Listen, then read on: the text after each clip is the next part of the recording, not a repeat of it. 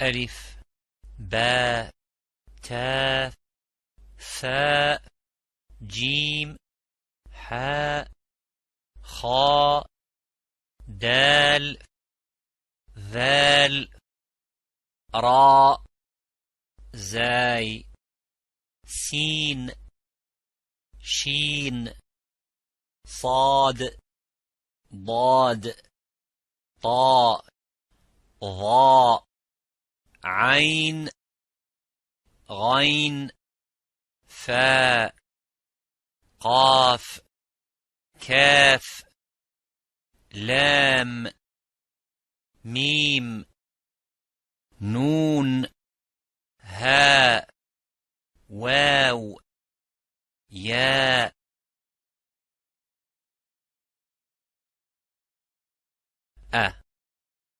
باء تاء ثاء جاء حاء خاء داء ذاء راء زاء ساء شاء صاء ضاء طاء ظاء عاء غاء فاء قاء كاء لاء ماء ناء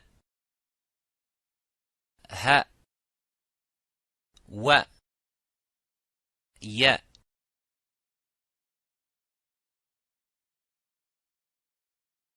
إي بي تي ثي جي حي خي دي ذي ري زي سي شي صي ضي طي ضي عي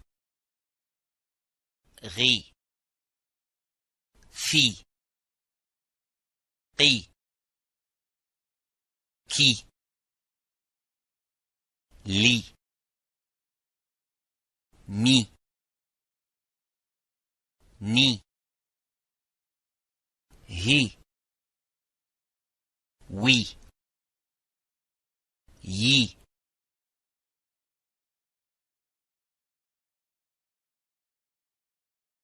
أو بو تو ثو جو حو خو دو ذو رو زو سو شو صو ضو طو ضو عو غو فو قو كو لو مو نو هو وو يو.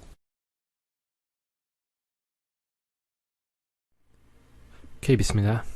Discussion is about vowels in the Arabic language.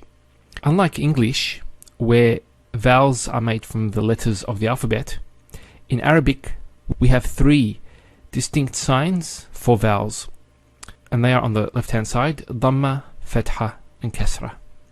So we have here a noon. So the way we would write a Dhamma is as follows. It's like a small vowel, and it has the sound of U. So the way you pronounce this is Nu. Nu. Secondly, we have the Fatha.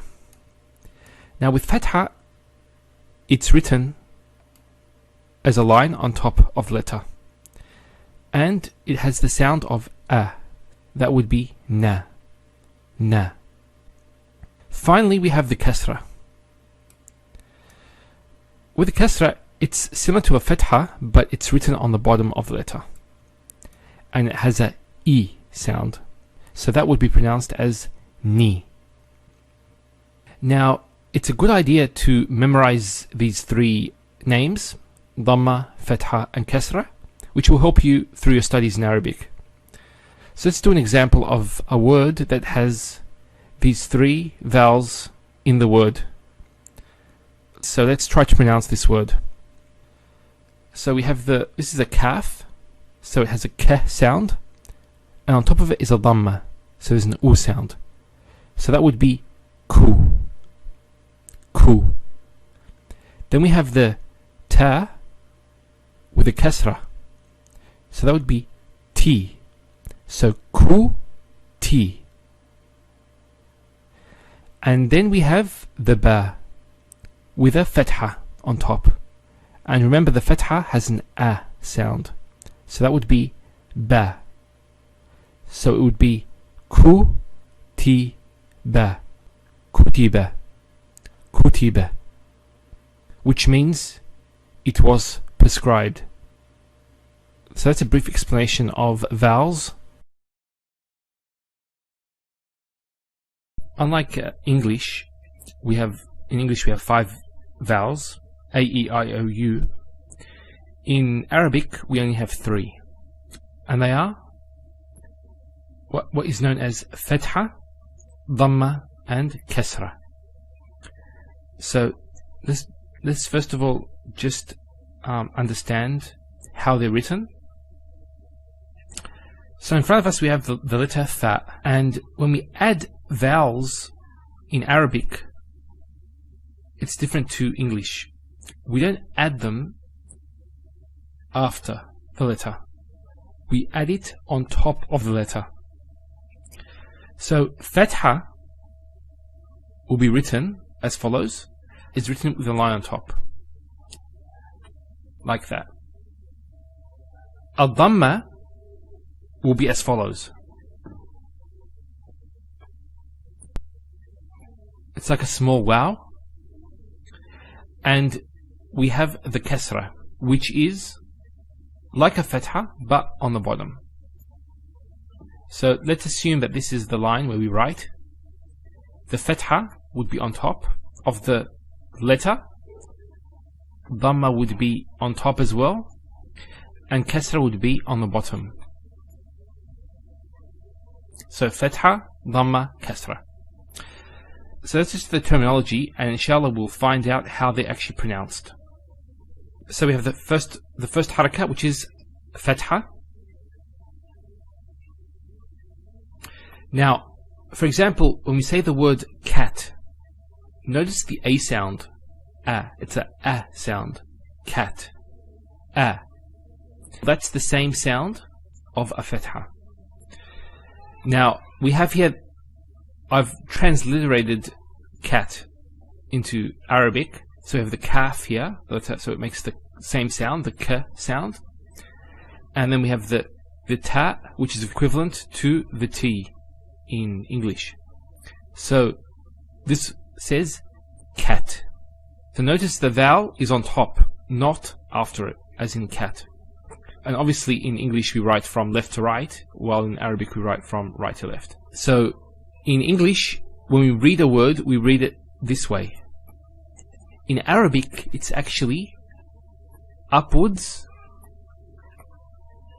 like that. So we read the first letter and what harakah it has first, the second letter, what harakah it has, and so on. Now, similarly, back, the word back, so it's the same sound, back. Now, just something to note is, when we say this sound, the sound, you'll notice your mouth is open, wide. Now let's just practice. We have here a word in Arabic.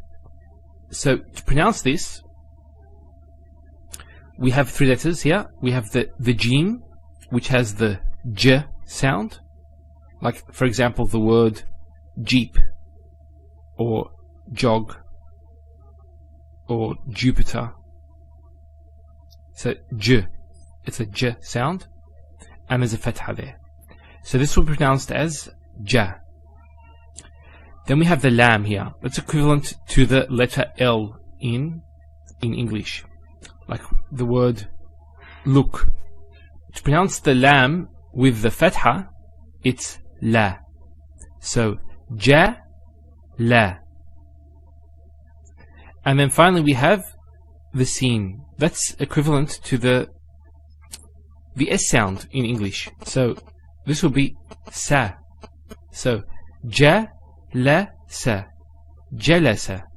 So jalasa means he sat. And notice we don't elongate. There's no elongation of the a sound. So we don't say ah. Like in, for example, when we say the word car. Car.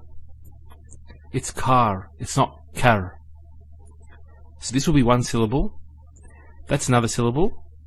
And that's another syllable. So there's three syllables. Ja, la, sa.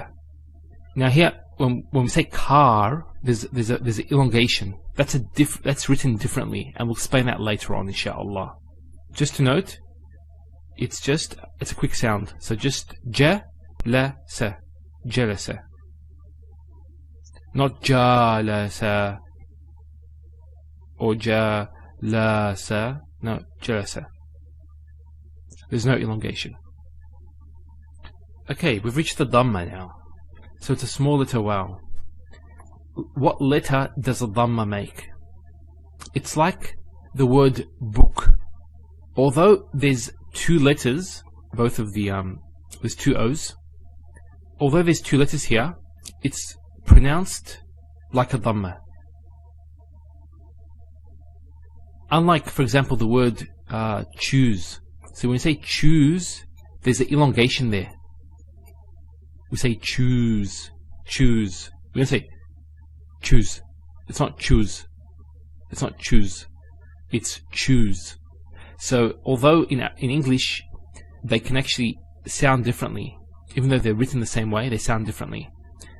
In Arabic we don't have this. So the way it's written is the way it's pronounced. To transliterate this in Arabic would be the following. Here. So this is the ba, and we have the dhamma. And you'll see it's going like this. That's just the way it's written. It doesn't really matter if it's like that or like this. It's the same thing. So, just one point note there. That's just the script. That's the way the script is. So that's a ba with a dhamma. Notice when I say dhamma, it's very important. Some people actually they don't say it with a dad. They say it with a dal. So they say dhamma. It's not dhamma. It's dhamma. Maybe non-Arabs will find this hard to pronounce, but that's, inshallah, as you progress in your Arabic studies and when you actually learn the rules of pronunciation, you will improve on that, inshallah. We have here the ba with a dhamma, followed by the kaf, which is the K sound. So here it's pronounced as book. This letter alone with the dhamma would be bu. Bu. So, book. Similarly, we have the word in English, put. It's put. So there's a u sound. That represents the sound that a dhamma makes. Put. Now, I didn't transliterate that, put, because actually there's no P sound in classical Arabic. Those in Iraq, for example, they actually use the P sound, but actually it's not in the original in classical Arabic. So usually when you pronounce something with a P, it's represented by the ba. Usually. Now let's just practice this. We have a word composed of 3 letters. Both the first 2 letters are actually with a dhamma. There's a sin. So we have, if we break this up, there's a sin with a dhamma. Then there's a ba with a dhamma. and there's the lam. So to pronounce this has a S sound. So su, bu, and this is the lam, like the letter L. So subul, subul. Now I'm deliberately not pronouncing the last haraka on this letter, because when we start going to Arabic grammar, we'll find out that this actually changes.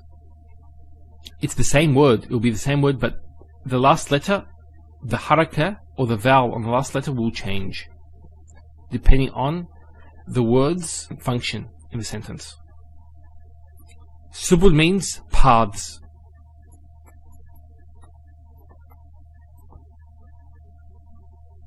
And that's the plural of the word sabil. Sabil is a path, and this is the plural, paths. Let's get to the kasra. The kasra, as we showed you, is a line at the bottom of the letter, and the sound it has is like the word sit. So it's like the I in the word sit. So it's a E sound, E. So for example, if I transliterate that into Arabic, it's like that.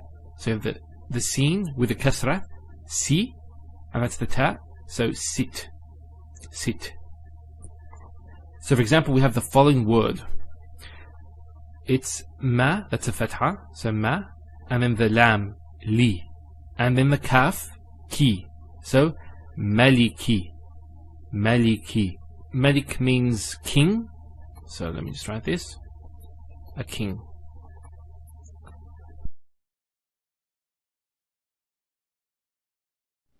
A, I, U, ba, bi, bu, ta, ti, tu, tha, fi, thu, ja, ji, ju, ha, hi, hu, kha, khi, khu, da, di, du, tha, vi, thu, ra, ri, ru, za, zi, zu, sa, si, su, sha, shi, shu, sa, si, su, da, di, du, ta, ti, tu, tha,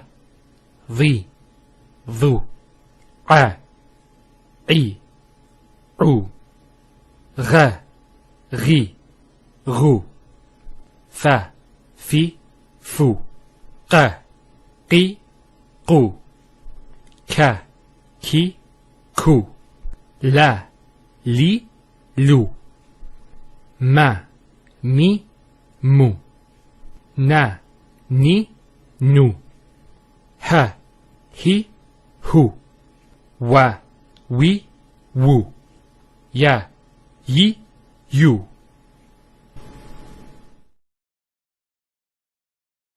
Okay, in this lesson we're going to be talking about the lack of a vowel, which in Arabic is known as sukoon.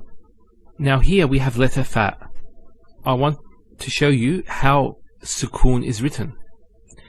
Now when we actually represent no vowels, we don't just leave the letter without any marks.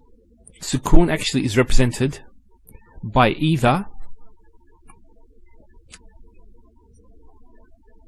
like a small circle on top, or with this mark here. So you will find both used. Now, let's look at some examples. So if you remember the last video, we went through these words, and I transliterated the words into Arabic. That's cat, both in Arabic and English. Now here, we have a haraka there with the kaf, and then notice there's actually a stop on the letter T. So we say cat. So the T doesn't have any vowel associated with it. It's actually just a stop on the T. So in this case, we would actually put a sukoon there. Cat. if we give it actually a mark, for example, the fatha, it'd be kata, or katu, or kati. Similarly, the word back. So, it's back. So there's a sukoon there as well. And we have the word book. Same thing. Book, there's sukoon there. Now, I also want to mention, so here, the sentence reads, خرج الرجل من البيت. And you stop there. Now, notice the last letter has a kasra. When we actually stop, we give it a sukoon. There's no sukoon that's written down, but we pronounce it as if there was a sukoon. For example, in the Quran, this is in Surah Fatiha, اهدنا الصراط المستقيم. It's mustaqima. There's a fatha there. But we don't pronounce that fatha when we stop. So we have this verse from the Quran, and I want to highlight something based on the script that is used in the famous Saudi print of the Quran. With this particular script, it uses this sign for sukoon. So that says قل. That's a command. It means to say. قل. So it's written like that. Then we have here another sukoon, and there's another sukoon there. Now, one thing to note, if you go a bit further on, we find this. Remember we said that sukoon can also be represented by this sign here, by this circle. This circle in the Mus'haf is not a sukoon. It doesn't represent a sukoon.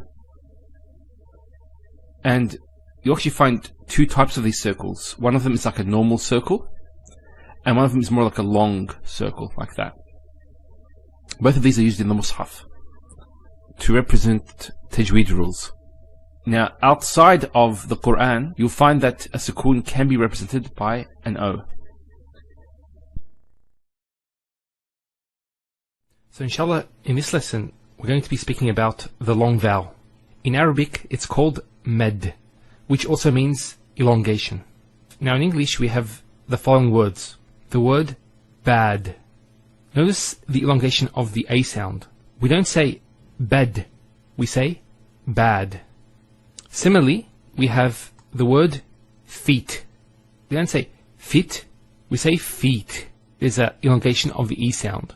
And also, the word food. So we don't say food, we say food. So there's the elongation of the U sound. Food, not food. Now if I transliterate this into Arabic, I get the following. So we have bad, feet, and food. In the first example, bad, it's the A sound that's being elongated. And that's denoted by this fatha here, which has the A sound, followed by the alif.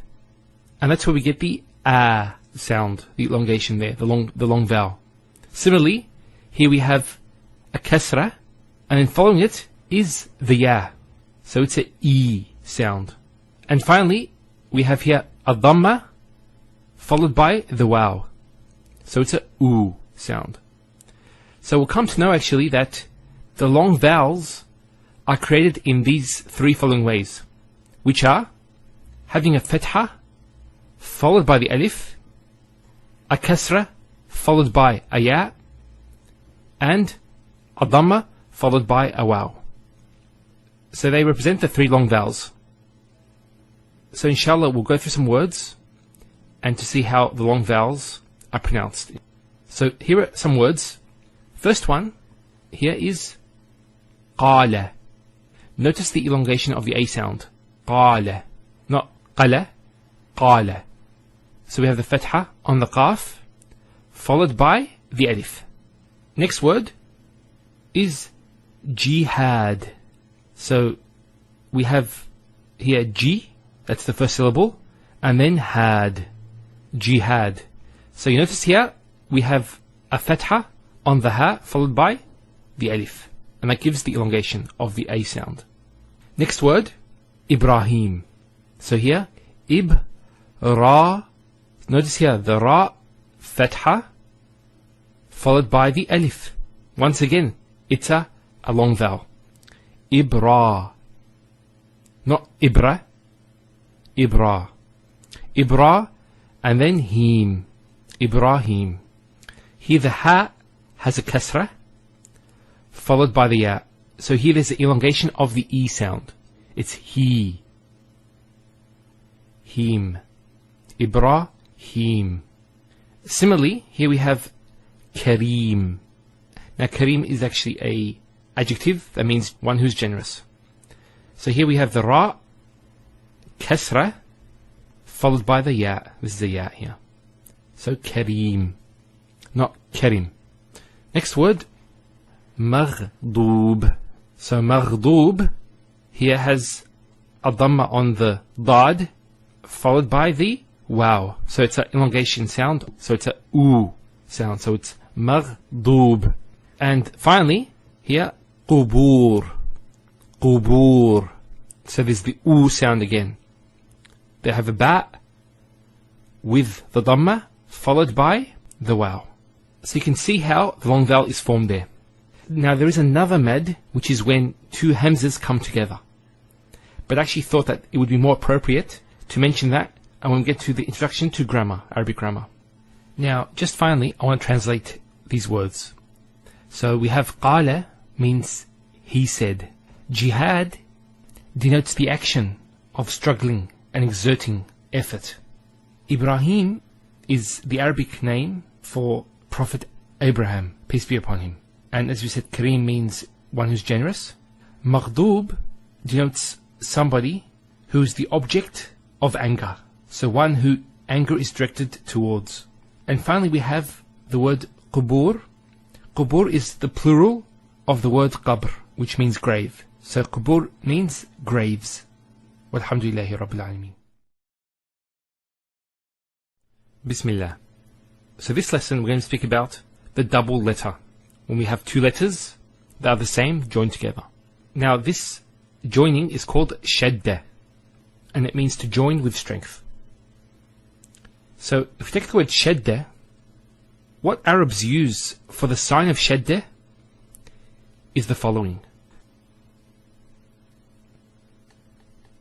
It's just that part of the word shadda, which is that. So if we want to double this letter, what we do is we add the shadda. That's it there. Now, a point to note is that the shadda will always have a vowel mark accompanied with it. Either the fatha, the dhamma, or the kasra. So, for example, we have here three scenes with a shadda and the three different harakat. So, as you can see, the shadda with a dhamma, the shadda with a kasra, and the shadda with a fatha. One point, the kasra here is usually written under the shadda, or it can actually be written underneath the letter itself. So the actual kasra can go down here as well. But the shadda stays there. The shadda will never be on the bottom. Another point is the shadda can go on any letter, except for the hamza or the alif. So any other letter can accept a shadda. Now let's dissect the shadda on top of these letters. So we said that the shadda represents a doubling of the letter. So here, there's two scenes, because the shadda is there. So there's one scene, followed by another scene. Now the first scene will always have a sukoon. And then the second scene will have the actual harakah. Now let's put, for example, a letter before it, because we know that a word cannot start with a sukoon. You can't have a letter with a sukoon starting off a word. So let's put the ra, for example. So to pronounce this, we would say resu, Resu. Notice how I give the double letter. Resu.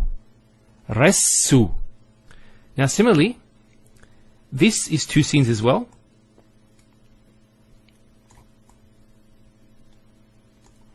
The sukun is on the first, followed by the kasra on the second.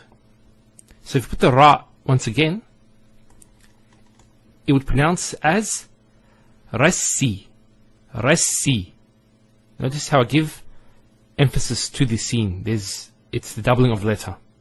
Not Resi, Rassi. And similarly, the scene with the Shadda and Fatha, there's a scene, another scene. There's a Sukun there, and there's a Fatha there. So if we put the Ra, for example, actually let's change the letter. Let's put the Mim. So the Mim would be joined to it, and a Fatha here. And I assumed that these were Fathas as well, with the Ra as well. So that's why it was Rassi and Rassu. So here it's Massa. This is actually a verb. Massa means to touch. Now, how this verb is actually written is the following. It's a meme followed by a sin, and there's a shadda, and it's massa. So a double letter will not be represented in this way. It will be done in this particular way, with the shadda. Now, a letter that has a shadda can never start a sentence, as we said. That's why I put a letter that has a haraka on it. So let's put the fathas on those. So notice I put those huruf, those letters, in front, because there's no word that starts with a sin, with a sukun, or any letter that has a sukun. Let's look at some words with the shadda. So here we have 3 words, actually 4 words, because iyaka actually is made up of 2 different words.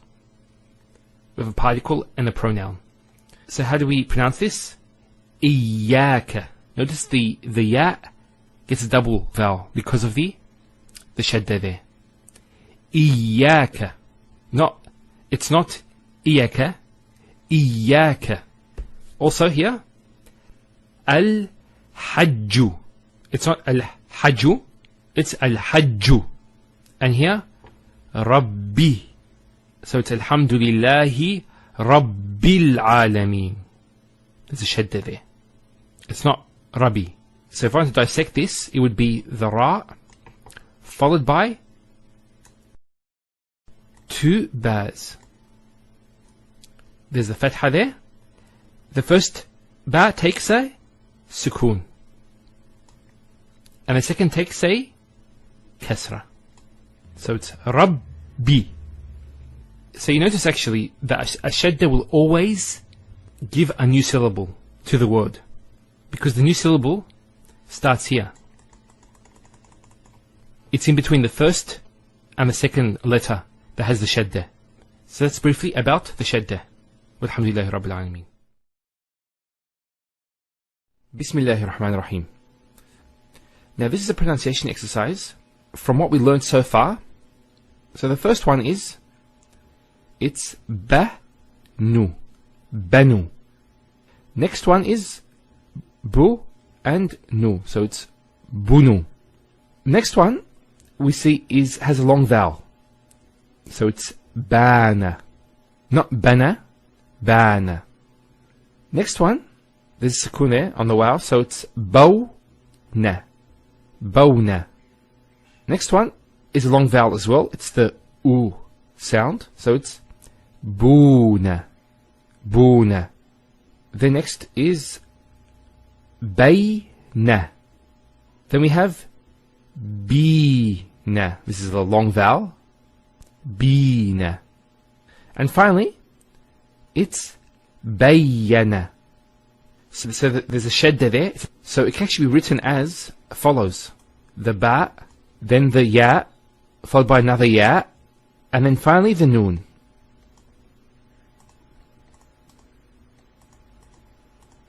So, bay, ya, na.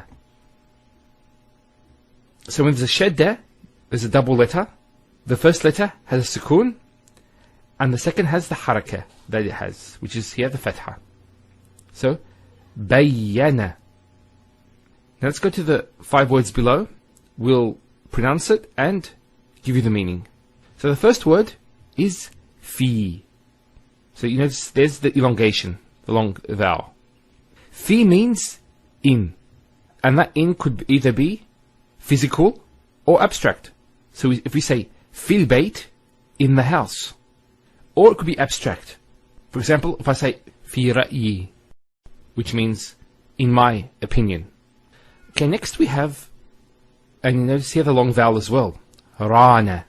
And rana is a verb which means to cover in dirt or rust. Next word is kayfa. Kayfa. Kayfa means how.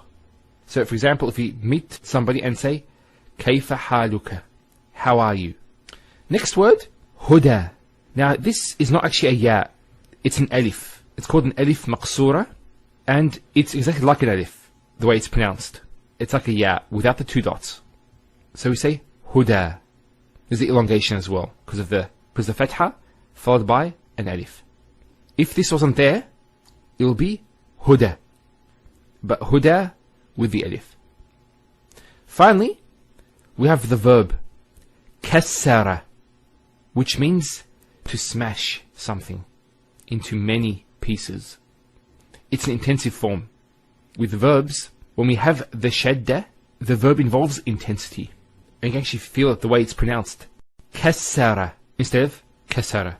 So once again, there's the kaf, followed by 2 scenes, and then the ra.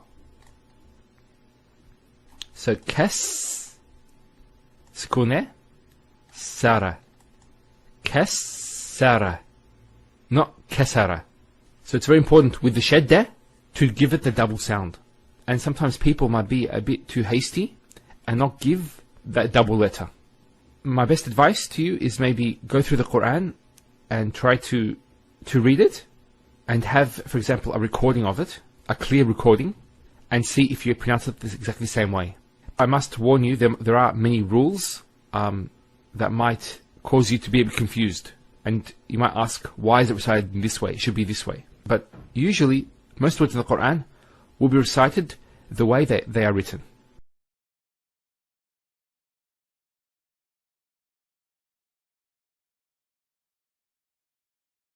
So in this lesson, we're going to speak about the open and closed ta. So this is the open ta, and this is the closed ta. So it's quite obvious why they're called that, because of their shape. Now there are some differences. The first one is in which words they are found. So the open ta is used anywhere, meaning in any position of the word, and in any word. So either in the noun, or a verb, or a particle. So it's not restricted to any type of word in the Arabic language. While the ta marbota, the closed ta, only occurs at the end of a word, and only in nouns. So let's look at some examples of this, inshallah.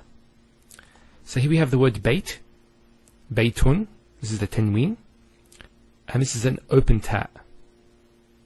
We also have the word, for example,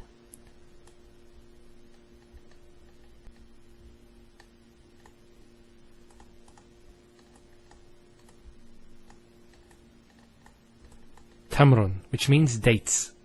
So notice here the open ta at the beginning of a word.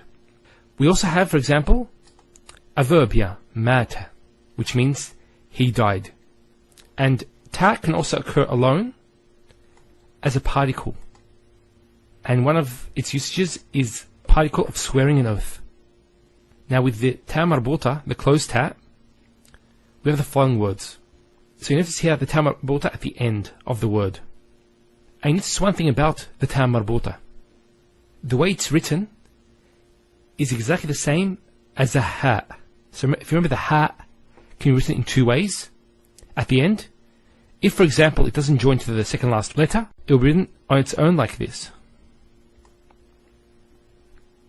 Or if it's connected to the second last letter, it's written like this. Now the difference between the ha and the ta marbota is just the 2 dots at the top. So they're both ta marbutas now. Now the ha also has the medial form. If you remember the medial form, which is that. Now we said that the ta marbuta can never be in the middle of a word. It's always at the end. So this, you won't find a ta marbuta like that. That doesn't occur. Here the word is Medina and Khadija. Notice one thing, I didn't mention the ta. I actually pronounced the ta marbuta as a ha. Medina, Khadija. Now if I stop on the ta marbuta, it's actually pronounced as a ha in both cases. So here Medina means a city, and Khadija is a name of a female. The ta marbuta also is a sign of femininity. So you find this ta marbuta in a number of female words. So that's another point about the ta marbuta. And thirdly, if you actually pronounce the last letter with the harakah, so for example, say when say Khadija 2. Notice Khadija 2. We pronounce the ta. If we stop at the ta, Khadija, it's a ha. Medina or Madinatun, if we put the tanween. Just a point there, female names don't get a tanween. They only get one dhamma or one fatha. They don't take a kasra. But we'll speak about this, inshallah, later on. You don't need to know that at this stage. So the complete lesson, walhamdulillahi rabbil alameen. Bismillah. Okay, in this lesson, we're going to speak about tanween. Now what tanween is, it's the double fatha, the double kasra, or the double dhamma at the end of a word. And in fact, what tanween is the addition of a noon sound, the letter noon. In English, it's also called noonation. So you find that in some English books. And that's used synonymously with tanween. Now, just a point with how it's written. With the fatha and kasra, it's pretty straightforward. You just put one on top of the other. With the dhamma, the two dhammas, it could be written as this. So you have two dhammas together. It could also be written as the following mark. You'll find this in some scripts, as well as you have one dhamma and that. So that's another way that could be written. So all these represent two dhammas together. Now, here we have the word qalam. Qalam means pen. Now, for example, if we put one dhamma, it will be qalamu. If we put two dhammas, it will be pronounced as qalamun.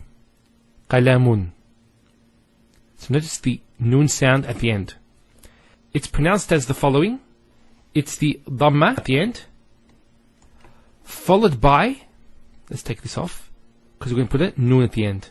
A noon. With a sukoon. So, qalamun. That's how it's pronounced, and this is how it's written. So you never write a tanween like this. Now, what does tanween indicate? The main thing it indicates is indefiniteness. So here, qalamun would be a pen. So here we have the word rajul, which means man. Now, if we want to say a man, we'd put tanween. Either the two dhammas, the two fathas, or the two kasras. So either rajulun, rajulan, or rajulin. They all indicate a man. So the main usage of tanween is indefiniteness. So it's giving the sound of a noon with a sukoon at the end of the word. Now let's go through some words with tanween. Okay, we have these four words. So the first one is sarirun. So you see the tanween here. Next one is mawzatun. Third one, ajalatun. And lastly, ta'iratun. So notice the un sound at the end. And we can also put the two fathas and the two kasras also. So for example here sarir could be, let's take this off, it could be sariran or saririn. Now one thing to note, with the two fathas, in most words you'd put an extra alif. So let's just write sarir out. It'll be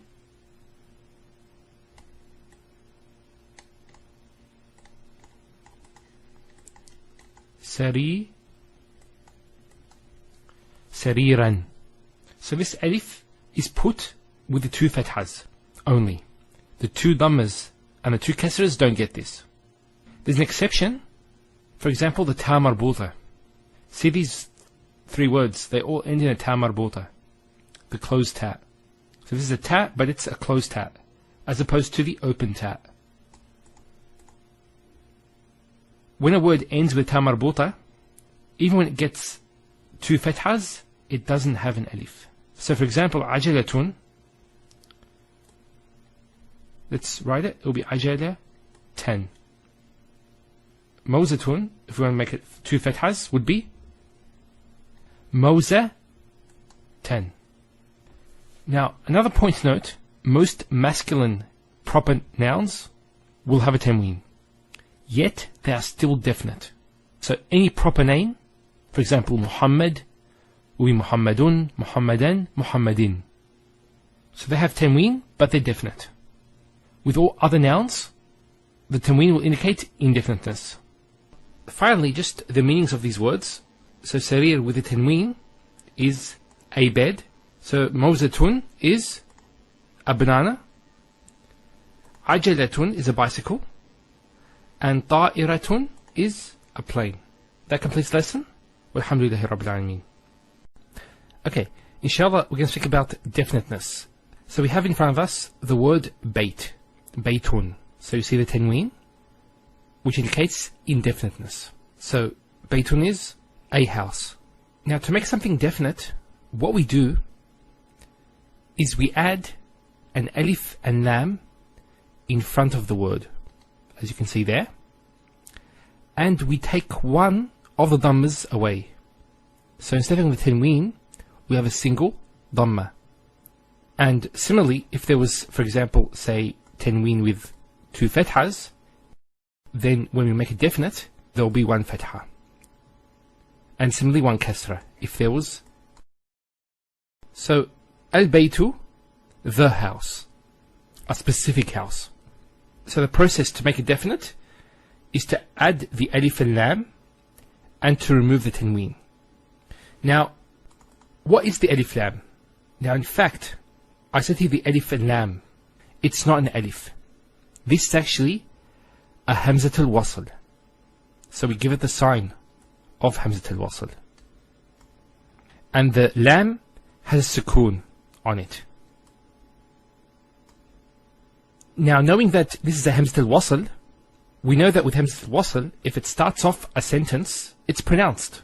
So, al-baytu. But if there's something before it, let's say a waw, what happens? It's wal-baytu. So this is not pronounced because it's in the middle of a sentence. Now, for example, in the Quran, we have this in Surah Al-Quraysh, and it says, فَلْيَعْبُدُوا رَبَّ هَذَا, and here is al-bayt. Now, there's a kasra there, and there's the al, so it's definite. And here, al-bayt refers to Baytullah, the house of Allah, the Kaaba. Now, here we have the word هذا. So, هذا and al-bayt. So, how do we pronounce it? It's هذا البيت. So, it's not هذا al-bayt. You don't pronounce this hamzat al-wasl here. So, you go from this alif to this lam. هذا البيت. If it started the sentence, it would be al-bayt. Okay, let's continue on. Now, an important point is that proper nouns are all definite. Proper nouns, as in names of people, of places, of countries, and so on. Now in front of us we have 5 proper names. The first name we have is Muhammad.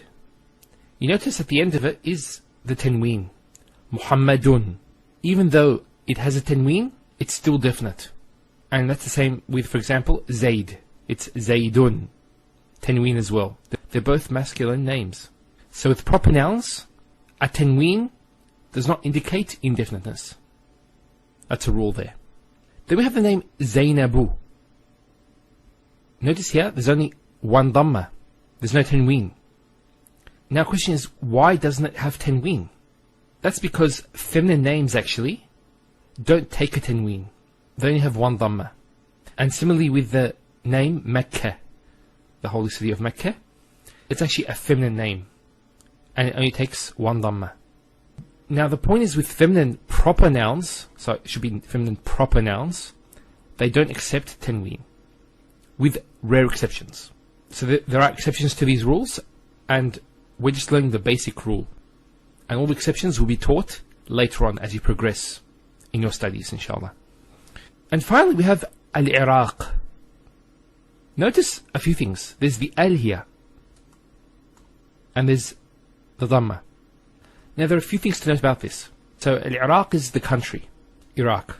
And that's how it's written in Arabic, Al-Iraq. This Al, Alif Lam, is not a lam of definiteness. Because as we said, proper nouns are always definite. So it's not definite by the fact that it has this Al. It's already definite. It's the name of a country. So this Al is actually part of this word. You won't find the name Iraq. It's always accompanied with this Al. And some proper nouns actually have this Al joined to it. For example, we have the name Al-Abbas. Not Abbas, Al-Abbas, which is a masculine name.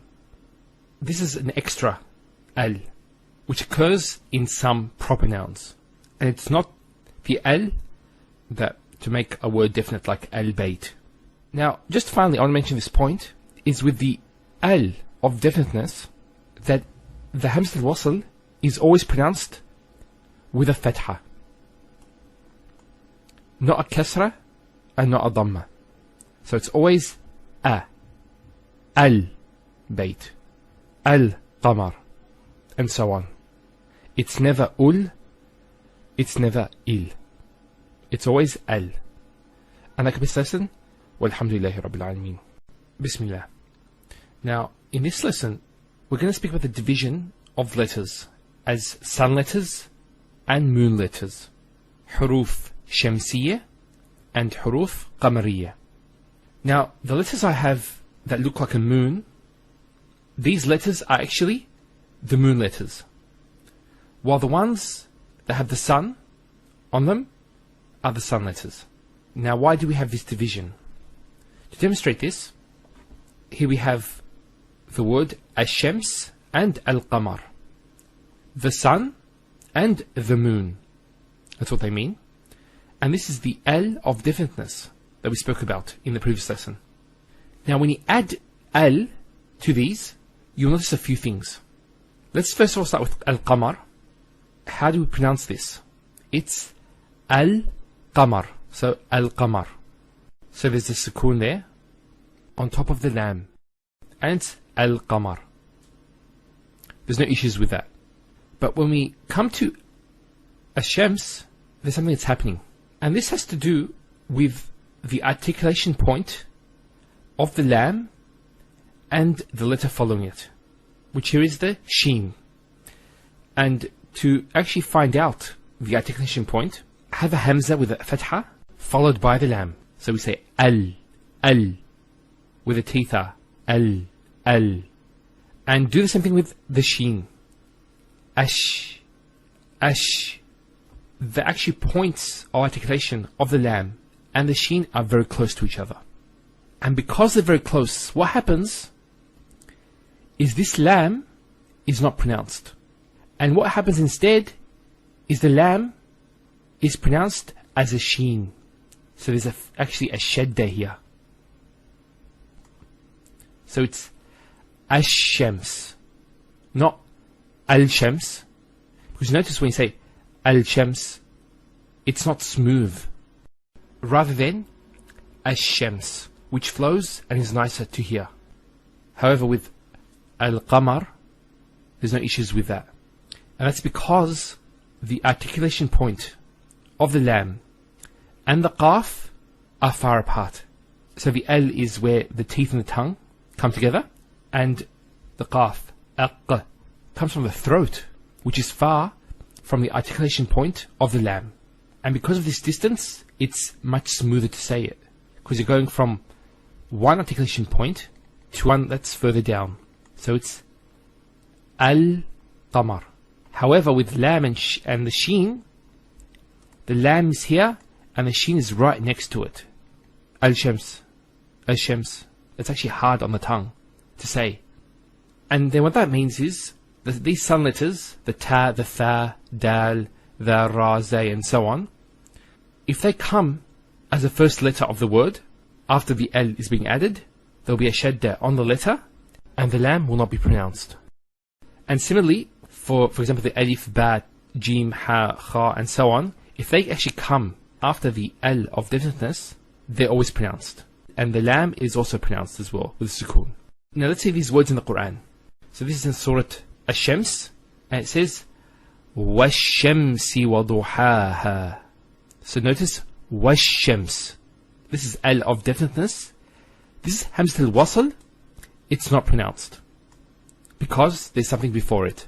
Similarly, this lam is not pronounced either, because as we said, this is from the sun letters, and there's a shadda there, so it's wash-shams. Then we have wal-qamari idha talaha. Wal-qamar. So you notice the lam here has a sukoon on it.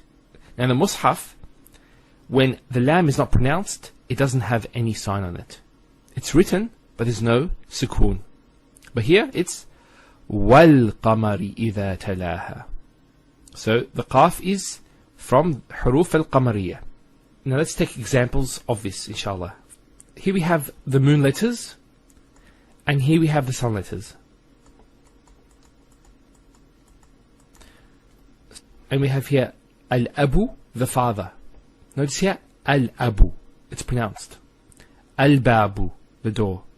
Al-jannah, al-himar, al-khubz, and so on. So you see how the lam has the sukoon and it's pronounced in all cases. The huruf shamsiyah, notice here, we have at-tajiru. At-tajiru, there's a shadda there. Al-thawb, the garment. Ad-deek, the rooster. Al-dhahab, the gold. Ar-rajul, the man, and so on. Now, it's good to memorize which letters are the moon letters and which are the sun. It will help initially, but then later on, it will become second nature to you. So my advice is just to practice, and a good way to do this is to listen to a Quran recitation and see how the words are pronounced. Like a best lesson, walhamdulillahi rabbil alameen.